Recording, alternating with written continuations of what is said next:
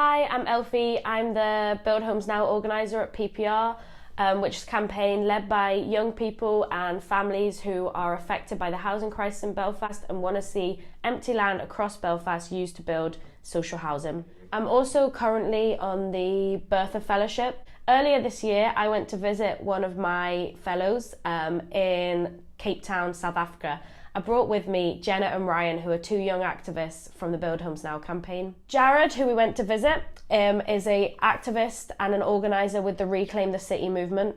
The reason we went to Cape Town when we did is, at the same time as we were there, the Yes Men, who are internationally renowned troublemakers who do big stunts to highlight serious social justice issues, were in Cape Town, and they were working with the occupants of Sissy Ghoul House to organise a mass action. Now I'm going to leave it and I'm going to let you hear from Ryan and Jenna about their experience. The first thing that became completely obvious to me is the disproportionate wealth between race that's visually noticeable on the streets and in places like the airport, in living conditions. Although apartheid is now meant to be demolished, the values behind apartheid are not, and the beliefs behind apartheid are not, and that is why I think a lot of the people of South Africa are trying to be pushed out of the main city, and that's why they're being kicked out of their homes. It's just kind of crazy thinking about it because it's 2019.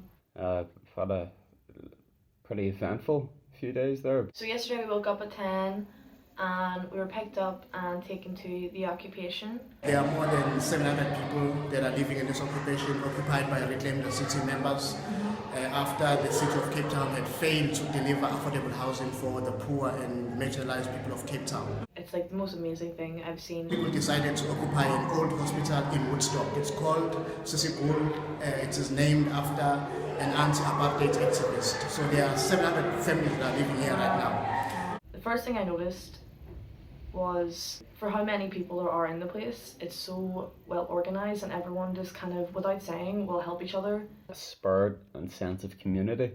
And they all are so tight-knit and they talk.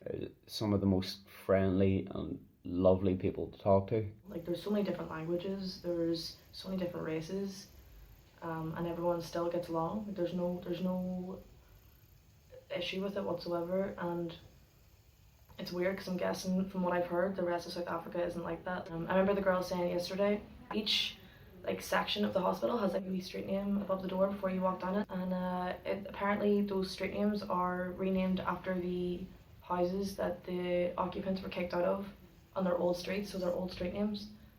So they all moved back together into the occupation, and it's just that, I think that's why it's so homely.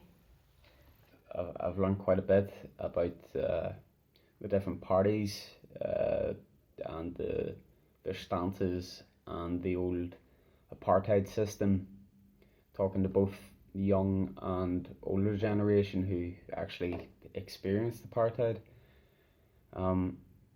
At the end of this month, we'll be participating in an event.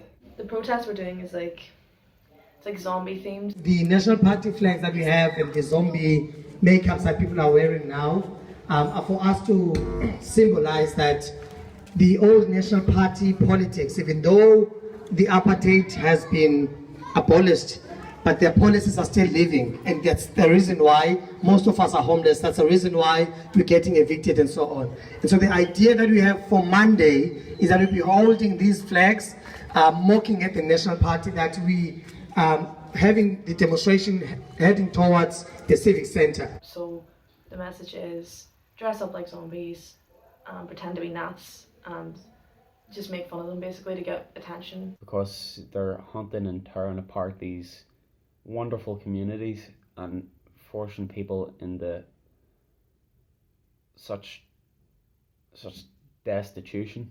We went to a few shopping centres with the Yes Men, with people from Reclaim the City and lots of the occupants from the occupation.